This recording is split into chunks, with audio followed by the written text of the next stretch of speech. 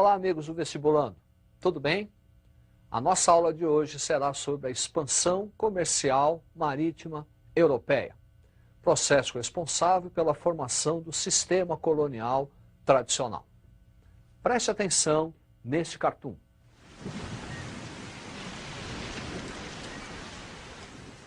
Essa ideia de congestionamento de caravelas deve-se ao fato de Portugal, Espanha, Inglaterra, França e Holanda, a partir do século XV e XVI, buscarem novas terras, buscarem áreas extraterritorial, gerando o processo das grandes navegações. Essas grandes navegações tiveram vários fatores. Entre eles podemos dizer o avanço técnico, a invenção da caravela e o aprimoramento de instrumentos náuticos, como a bússola, o astrolábio, quadrante, sextante, que eram instrumentos que davam a localização exata da embarcação, independente da posição do Sol ou das estrelas. Também contribuíram para o processo da expansão marítima a atração que as Índias exerciam na Europa, especialmente os produtos das Índias, as famosas especiarias, cravo, canela, pimenta, noz moscada e outros produtos, como a seda e metais preciosos, ouro e prata. Para reforçar, preste atenção neste quadro. Olha aí, o avanço técnico, o interesse dos produtos das Índias, monopólio italiano e centralização política. A respeito desse monopólio italiano, era aquele controle que as cidades italianas, Veneza, Gênova, Florença, exerciam sobre o mar Mediterrâneo. Os produtos que vinham das Índias tinham que passar necessariamente pelo mar Mediterrâneo. Daí, outros mercadores da Europa, como portugueses e espanhóis, buscarem uma rota alternativa para essa Índia. E sob a centralização política, esta é, sem dúvida nenhuma, o fator mais importante para justificar a expansão marítima. Porque essas grandes navegações exigem um complexo aparato material, homens, armas, recursos materiais. Daí a união do rei com a burguesia financia as grandes navegações, tendo, portanto, participação nos lucros, e o rei vai ter dividendos políticos. Portanto, aluno, sem centralização política não tem a expansão. É essa centralização política que torna Portugal o pioneiro da expansão marítima. É claro que o avanço técnico é importante, mas se fosse somente esse o fator que justificasse o pioneirismo, seriam as cidades italianas.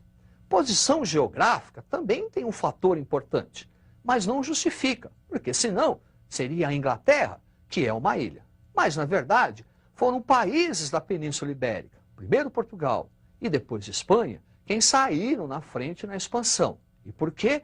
Porque centralizaram-se politicamente primeiro que todas.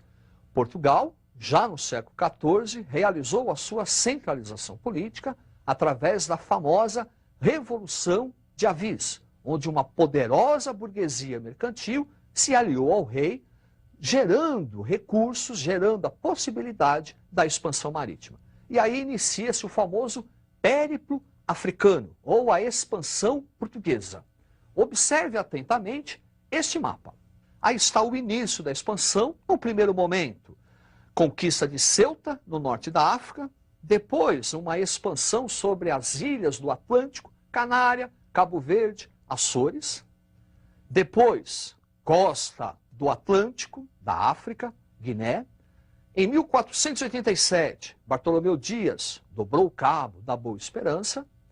1498, Vasco da Gama atingiu as Índias. E a famosa viagem de Cabral, 1500, descobrimento do Brasil, e depois seguiu viagem até as Índias. As outras nações chegaram atrasadas no processo de expansão, porque não criaram as condições de centralização política. A Espanha só vai realizar a expansão após a Guerra de Reconquista, a expulsão dos árabes muçulmanos, que desde o século VIII ocupavam a parte sul da Península Ibérica. Preste atenção no mapa para você entender o que estamos falando. Aí está, perceba os reinos cristãos ao norte, Portugal, Castela, Leão, Navarra e Aragão, estão sistematicamente realizando uma guerra contra os muçulmanos no sul da península. À medida que as vitórias sobre os muçulmanos ocorriam, os reinos cristãos se expandiam e se uniam, surgindo três grandes reinos: Portugal, Castela e Aragão. Em 1469, houve um casamento político. Fernando de Aragão casou-se com Isabel de Castela, surgindo o moderno Reino da Espanha. E em 1492, o último reduto mouro, Granada, foi definitivamente incorporado ao território espanhol.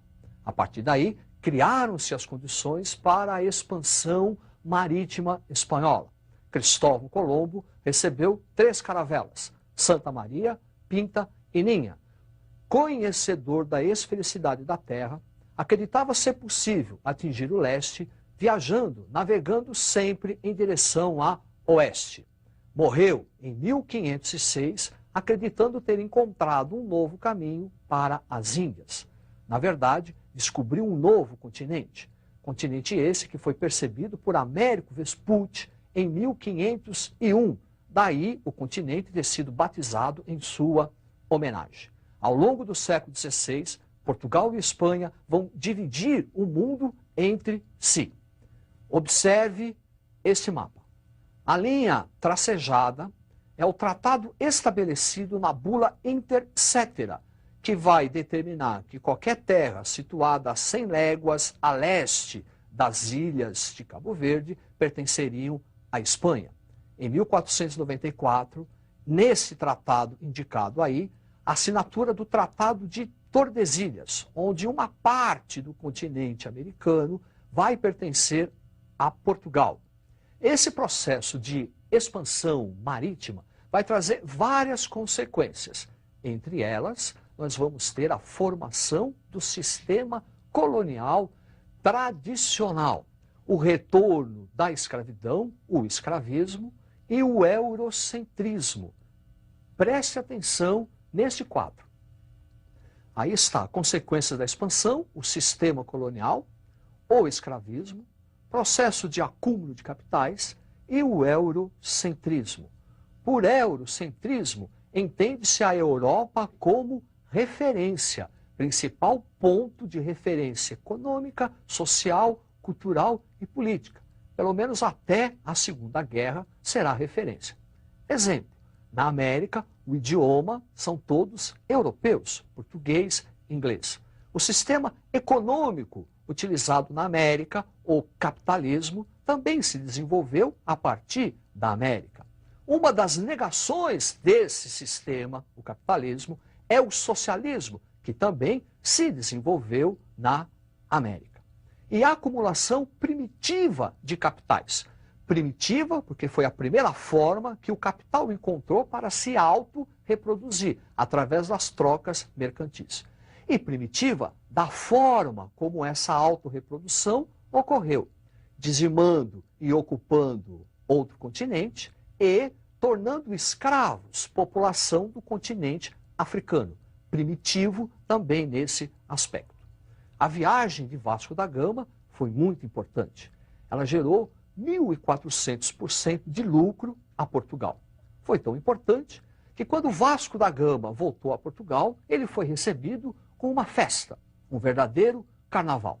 E a população cantava uma música mais ou menos assim: naveguei no afã de encontrar especiarias, ouro e prata para Portugal levar, impulsionado pelo vento e as riquezas de além-mar.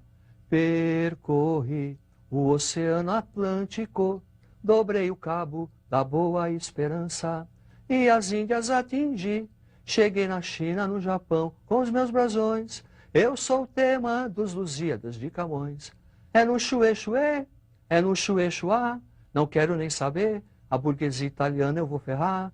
É no Chuê-Chuê, é no Chuê-Chuá, o mar Mediterrâneo já deixei pra lá, naveguei. Vamos lá, vestibulando. Naveguei, naveguei, no afã de encontrar o quê? Especiarias, ouro e prata, para Portugal levar, vou levar, impulsionado pelo vento e as riquezas de além-mar. Percorri o Oceano Atlântico, dobrei o cabo da Boa Esperança e as Índias atingi. Cheguei na China, no Japão, com os meus brasões. Eu sou o tema dos Lusíadas de Camões. É no Chuê-Chuê, é no Chuê-Chuá, não quero nem saber, a burguesia italiana eu vou ferrar. É no Chuê-Chuê, é no Chuê-Chuá, o mar Mediterrâneo já deixei pra lá, naveguei. É isso aí, até a próxima.